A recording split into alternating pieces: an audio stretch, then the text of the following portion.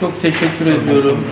Birlik Vakfı'na çok teşekkür ediyorum. Birlik Vakfı daima üniversitenin yanında, öğrencilerin yanında. Zaten kuruluş amacı Birlik Vakfı'nın biliyorsunuz Milli Türk Talebe Birliği'nin bir devamı.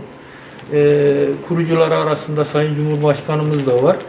Birlik Vakfı daima üniversitenin, Batman Üniversitesi'nin yanında olmuş. Her türlü, her şeyde yanımızda ve öğrencilerin maneviyata düşkün, vatanperver yetişmeleri için çok gayret gösteriyorlar.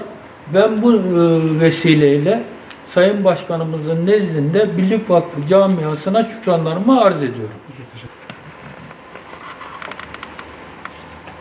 Bizim üniversite... Birlik Vakfı Batman Şubesi olarak koronavirüs pandemisi nedeniyle 50.000 adet maske dağıtımı gerçekleştirdik. Başta kamu kurum ve kuruluşları olmak üzere vatandaşlarımıza, esnaflarımıza maske dağıtımını gerçekleştirdik. Bugün de 5.000 adet olmak üzere Batman Üniversitemize Sayın Hocamız Profesör Doktor Aydın Durmuş Beyefendi maskelerimizi teslim ettik. Bu maskelerimizi de Batman Üniversitesi olarak öğrencilerimize dağıtmak üzere teslim ediyoruz.